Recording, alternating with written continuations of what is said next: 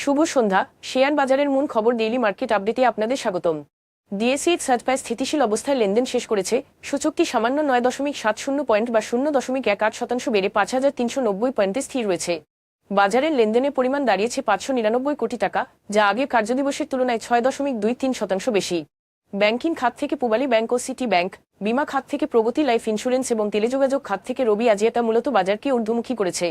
অন্যদিকে শিল্প খাত থেকে খান ব্রাদার্স, পিপিউবেন ব্যাগ ইন্ডাস্ট্রিজ ও ওয়ালটন হাইটেক, ওষুধ খাত থেকে স্কয়ার ফার্মাসিউটিক্যালস ও করিনুর এবং খাদ্য ও সংশ্লিষ্ট খাত থেকে ব্রিটিশ আমেরিকান টোবাকো বাজারে পতন ঘটায়, ফলে সূচকটি স্থিতিশীল থাকে। খাতভিত্তিক আয় বিবেচনায় বিমা খাত সর্বোচ্চ 1.87% লাভ করেছে। আর্থিক প্রতিষ্ঠান এনবিএফআই খাত দ্বিতীয় সর্বোচ্চ 1.08% লাভ করেছে। অন্যদিকে শিল্প খাত আজ সর্বোচ্চ 5.41% ক্ষতি করেছে। আজকের শীর্ষ 20 লাভজনক কোম্পানির মধ্যে 7টি এনবিএফআই ও 5টি ব্যাংক ছিল।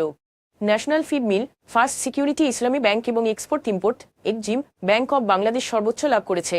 অন্যদিকে Walton Hitech Industries, DBH First Mutual এবং ইউনিয়ন ক্যাপিটাল আজকের শীর্ষ ক্ষতিগ্রস্ত কোম্পানির মধ্যে ছিল। রেকর্ড ডেট শেষে আজ লেনদেন শুরু করায় ওয়ালটন হাইটেক ইন্ডাস্ট্রিজের শেয়ারের দাম কমে গেছে। তবে বাকি শেয়ারের দামে পরিবর্তনের কোনো মূল্য সংবেদনশীল তথ্য প্রকাশিত হয়নি। আজ জেনিক্স ইনফোসিস, সিমটেক্স ইন্ডাস্ট্রিজ এবং পুরাবি জেনারেল ইন্স্যুরেন্সের লেনদেনের পরিমাণ গত 3 মাসের গড় লেনদেনের তুলনায় উল্লেখযোগ্যভাবে বেড়েছে।